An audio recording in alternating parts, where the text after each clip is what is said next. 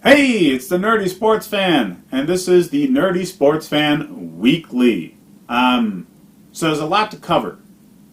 We have Saquon Barkley's injury. He's going to be out 6 to 8 weeks. We still have, obviously, Drew Brees and Ben Roethlisberger hurt, tanking their teams right now. But, New Orleans seems to be doing really well with that. We saw what they did to Seattle. The Antonio Brown saga is finally over. All right, it's a week separated from when he was cut by New England, and it doesn't look like anybody else is picking him up right now. He probably has a short list of competitive teams, and the competitive teams don't want him to hand grenade their locker room. Okay, so the teams that are going to pick him up are people that need jersey sales, like Miami. But he's not going to want to play for Miami. So that's where we're at. Okay, the guy's a clown. He needs to be out of the league. Just because, seriously, off-field stuff at a certain point matters more than your talent. And Guy has been pretty well linked to some sexual assaulty kind of things. So, him and players like him that have been linked to stuff like that they need to go. Okay? They just need to go. Now I understand why he got along with Ben Roethlisberger as long as he did. Obviously, they're into the same things. Anyways, I'm glad I'm not going to have to talk about him much longer. Really. The Saquon Barkley injury is sad to see right now.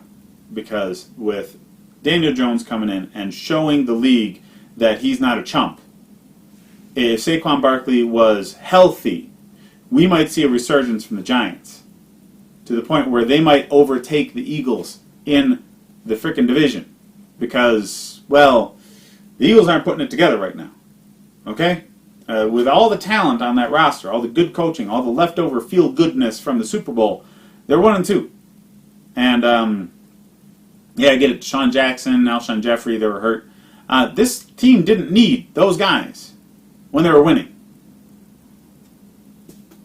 Why do they need him now? They need to run the ball better. They need to get freaking Miles Sanders out there more.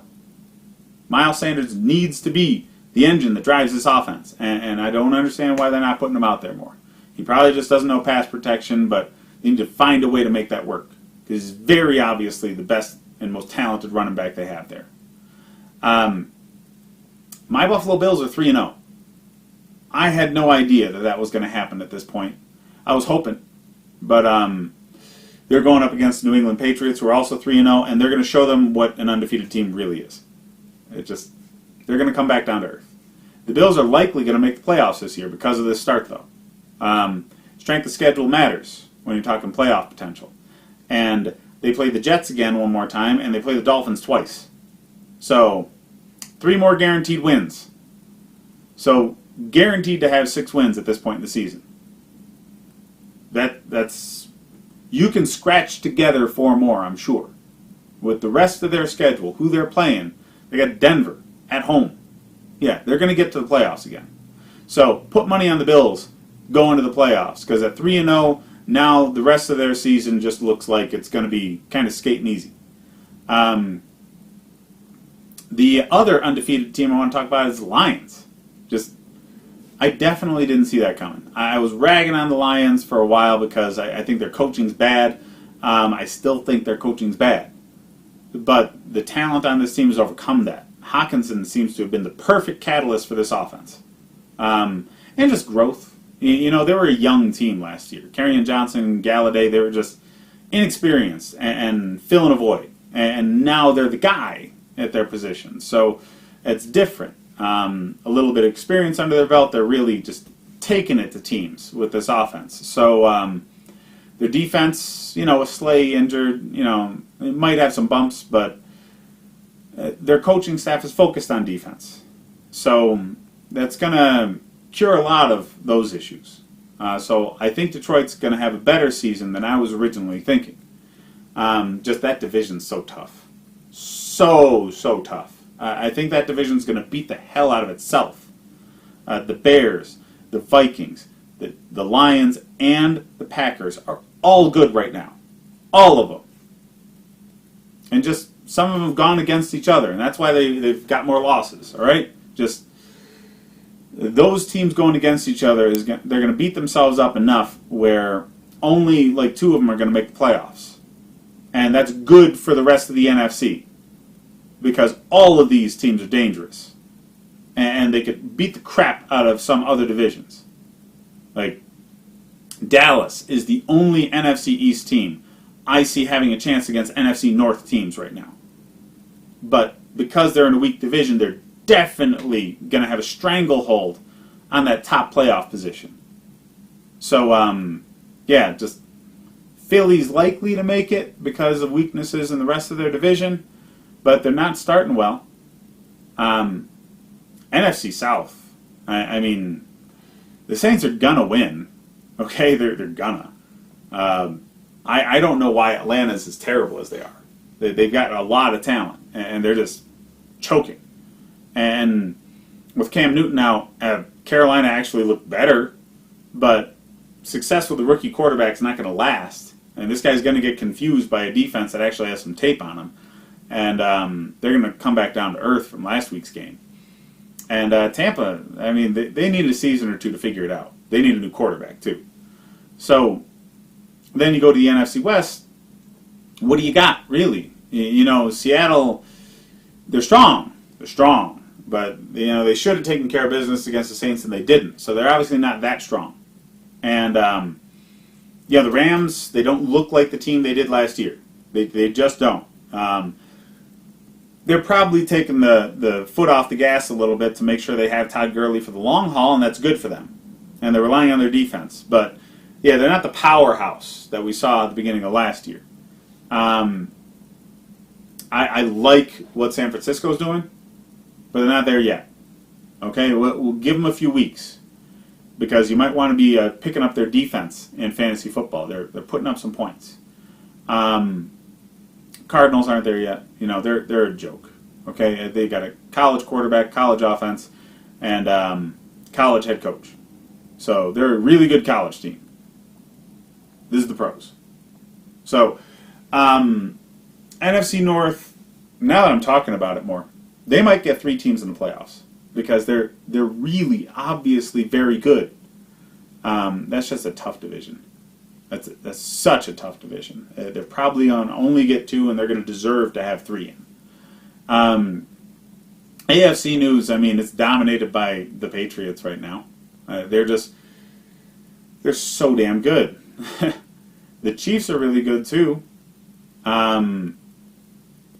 Who outside of those teams can compete with the 2 of them in the AFC? I get it. There are other teams that are undefeated. There are other teams in the AFC that have very good records and talented players. But, yeah, it's so obviously the Chiefs and the Pats right now. At this point in the season, already, I can tell you who the AFC Championship's going to be. Because the Chargers haven't picked it up. The Chargers could have done so much better at the beginning of this year. And I don't think you can blame this on Melvin Gordon, who's, by the way, coming back soon. Like, he's going to end his holdout earlier than we were expecting because, like the rest of us, he's been watching Austin Eckler make him irrelevant.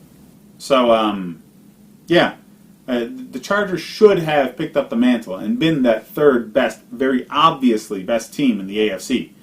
And by the end of the season, they might be, but right now they're definitely not. Right now they're finding ways to lose when they should be finding ways to win. I like the tight ends this year. I thought in the offseason the tight end was a very weak position, and players like Waller from the Raiders, Hockenson from Detroit, and Andrews from Baltimore have proved me wrong. Those guys are all tight end ones. And I wasn't thinking about any of them. And most people weren't. I mean, Hockenson, a lot of people were because of the draft type.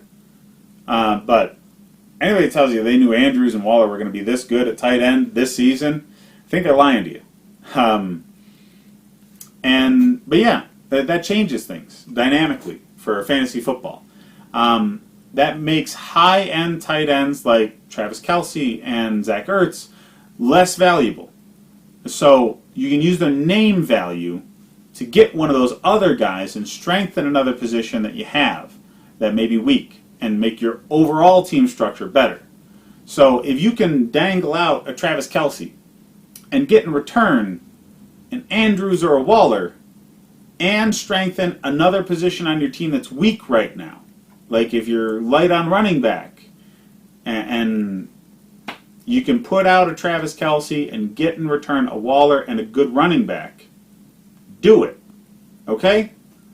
Because I don't see those tight ends slowing down. The offenses that they're in are predicated on, making sure there's consistent first down, short yardage passes, and they're going to be the beneficiaries of that. So think about that, fantasy football-wise. Use your high-end tight ends as trade bait to strengthen the rest of your team, and that will strengthen you for the playoffs. Because as much as we really love to see the names, Zach Ertz, Travis Kelce, whatever, point production-wise, they're not so much better than the other guys that it warrants not even considering trading them. If you can get somebody dumb enough to trade you Evan Ingram for Kelce and throw something else in, do it. Okay? I'm actually proposing that sort of trade in both of my leagues right now. I'll let you know what goes on next week. So hit me up in the comments section if you want to keep some of these conversations going. Check out the rest of the videos I got, though, because that's the real fantasy football start-sit sort of content. And hey, man, just like and subscribe if you enjoy the content, guys. I'll see you next week.